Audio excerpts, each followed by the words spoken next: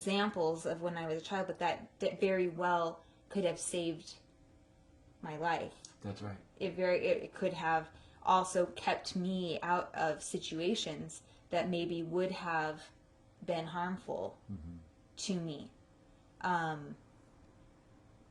That's such a good point. And so even going to that, because I recognized that belief in myself a lot quicker, I guess because I was a little more loud about it, and then because I have brothers and stuff, it's very hard to, I have 4 brothers, it's very hard to like hate men when you have 4 brothers that are growing into men, and you realize, I know these kids since they've been babies, and I love and admire them, and so feminism, in my experience, can go really sour and become exactly the thing that they are against when there's so much like hatred and harsh generalizations made toward the male gender. In my experience, men have been just as often abused and hurt as women. Because it isn't really about being a man or a woman. It's when you're a child, you're an innocent, and there are many human beings, male and female, that have no respect or love or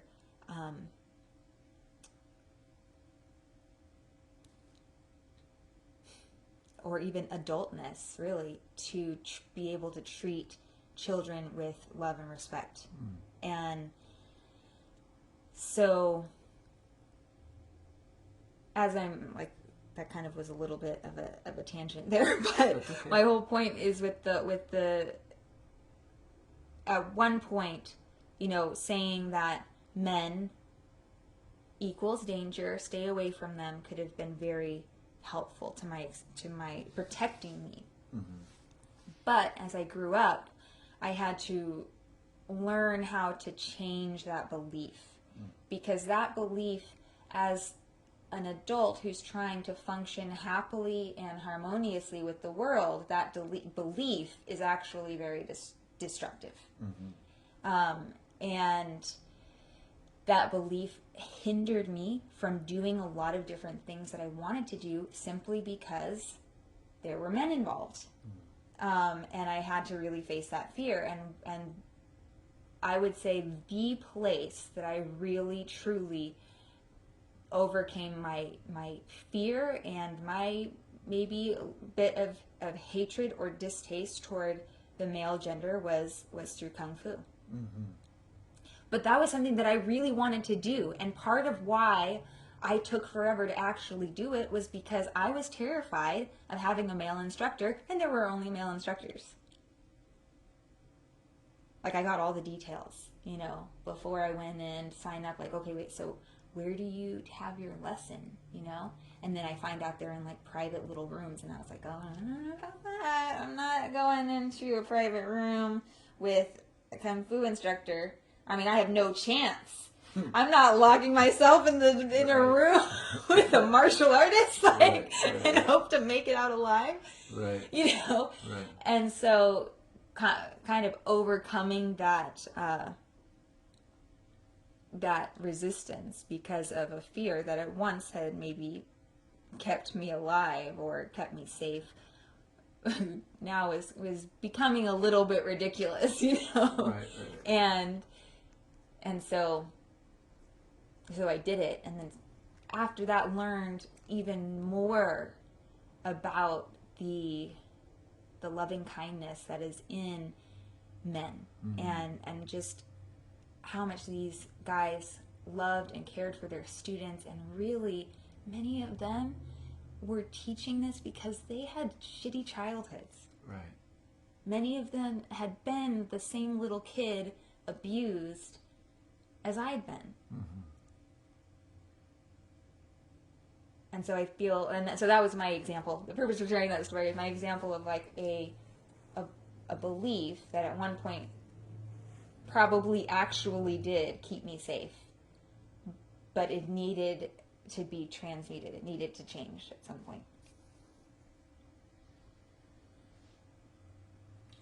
So to kind of go a little bit further, because I think those are good examples. Yeah. So there might be I keep thinking of more examples, Okay. but I realize like this could turn into like 2 hours really quickly. Yeah. You know, and that's cool because that's what you and I. We are sitting here. We sit here till. Well, we've been the talking sun all morning goes. anyway. Right, yeah. But people listening, maybe you get the point.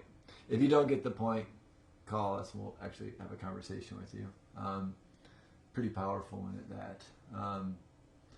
But getting the idea of change, 'cause there's something else I want to kind of talk about too, is once I start kind of establishing and getting more, you know, free to choose and recognizing my reactions and learning how to respond, recognizing my mechanisms and learning how to like turn them off or reroute them, right? Like, it can be an overwhelming experience because I notice that as I become more free, there's times where I kind of am paralyzed. Oh yeah. Right? Really great. Really great. There's times that when I'm driving around and I recognize like literally like you and I are in an amazing situation right now with how our life is set up. We are really free pretty much to do anything we want to do. I mean, obviously, we're not millionaires. We're not even 100,000aires, you know? But we don't really owe anybody anything. We have nothing tying us down, right? We're pretty free. Our philosophical approach to life is very free, you know? And with that freedom, with that increased level of you know, free choice, comes with a certain paralysis, comes with this like freedom freeze is what, you know, Allison and I joke about, is having to, it's like you're so free. Rumi has a poem, right? I was that going to say the same quote. Oh yeah, good, yeah, right? Yeah. That, you know, the prison door is open, you know, why do you stay in the cell? You know, go ahead, man, fly, like get out of there, like the door is wide open, like leave, you can leave the cage now, you know? And but there's that cage with such a known way of operating. That cage represents like sometimes we don't want to choose. Sometimes, you know, I think people start doing this work and recognize like the certain responsibility that comes with doing, you know, that's what Katie Byron calls this stuff, right? The work, right? I love calling it the work too, you know, but the work is going to free you if you keep doing it. And it's also going to hurt, and it's going to be like some physically. Yeah, it does. Physically, emotionally, mentally, like psychologically. Like when you start changing, talk about a crisis of self. Oh my God, yeah. Right? I mean... Yeah, undoing habitual patterns that stem from childhood, that stem from things that maybe you weren't even consciously aware of. Right. Yeah, that's a total identity crisis. It's a total identity crisis. Suddenly now you're like living it, you know, like me at 39, I feel like I just crawled out of the womb some days, and I'm like, holy shit, the womb was kind of nice. You know, like the womb was kind of nice, you know, because now it's like the Matrix, right? You wake up and you start seeing what's there, but you also gain all those fucking super fucking badass powers. With great power. Right. That's great responsibility. Greater responsibility, I think, right? Yeah. But there's a certain level of like, oh fuckness that I think comes with this. And I don't think people talk about that. You know, I don't think people really are straight up with you and tell you like, because this could feel like, some days could feel like a collapse to me. Some days does feel frantic and like, what the fuck am I supposed to do? Am I supposed to write my book? Am I supposed to build my online course? Am I supposed to be making my social media thing? Should Julie and I move? Should I go run 20 miles right now? Should I, right? There's so, once you get exposed to like, I can do anything I want right now. Like, yeah. Once you get to that level of like, but not even that you can do anything you want. Because that's like a real like, scrape that layer off. Let's go a couple layers under that. not only can I do anything I want, but I'm aware of everything I'm doing. Even when I do it, even if it's like I did it and then I go, oh shit, you did that thing again. I'm able to respond to things now, right? I'm able to see things now. I'm able to like go, oh, you're doing it, you know? You know, are you going to continue to do it, you know? Or are you and if you're going to continue doing it, that's okay. But just know you're doing it. You worked really hard to not do this and you're doing it. And sometimes I keep doing it.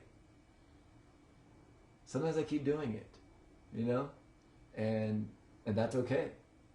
Because I'm realizing, like, I'm actually choosing this thing. It's not choosing me. You know? 5 years ago, 10 years ago, 20 years ago, it was choosing me. Mm-hmm. I was not, absolutely not choosing it.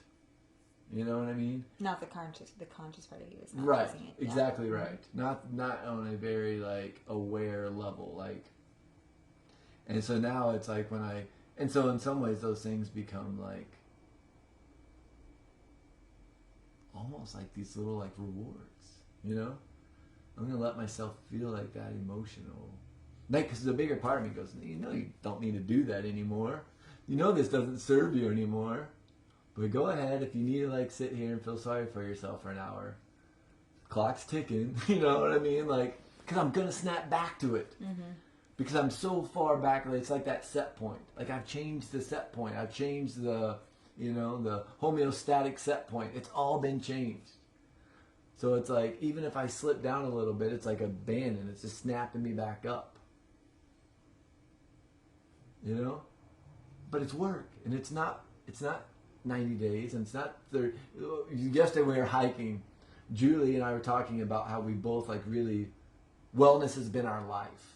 Like, wellness isn't about fads to me. It's not about trends. It is my life. Like, wellness, running, saved my life. And so Julia said, you know, this isn't Whole 30. It's Whole 365. And it made me laugh, first of all, for like 10 minutes. And I was even laughing thinking about it on my run this morning. But that's the thing. It's like, you're not going to get to that level of free choice in 30 days. Right. You're not going to get to that level in 1 year. No. Right? You're going to incrementally start becoming more aware of your choices. Mm-hmm. You know, and it might be like you might get a shitload of like food choice awareness. And that's going to go, oh my gosh, now that I've been going through my choice awareness of my food, it's really like pushing me towards my emotional awareness in regards to my emotions. Because so much of my emotions personally were tied up in food. Especially like, you know, stimulants like, you know, sugar and caffeine and... Well, and I would dare say they still are. Yeah. And you know, yes. And I don't dare say it. I want to share an experience that I had also recently. It's in a really emotional year, but it was actually became a clue for me, which I thought was actually a really different way to look at it. And something happened. I can't even remember what emotional thing happened. It was about a dream or something that my subconscious like suddenly brought to light something within me, and I had a really, really great cry and had all these realizations, and as soon as I was done with all of it, I wanted French fries. And I was like, yeah. So I remember you came home and I'm like, I want French fries. Too. And you're like, really? I was just way back over there. Right. And I'm like, you know, because we aren't just going to get French fries anywhere. Right. Gotta make sure they're on the okay side, you know.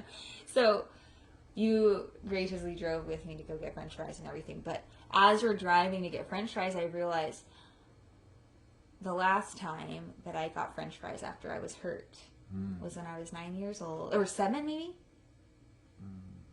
Oh shit, I said 9 and then I thought maybe actually it was 7. Maybe it was 9 because 9 came up. Girl. 9, yeah. So, well, I fell and I had to get stitches and everything. I went to the ER and they stitched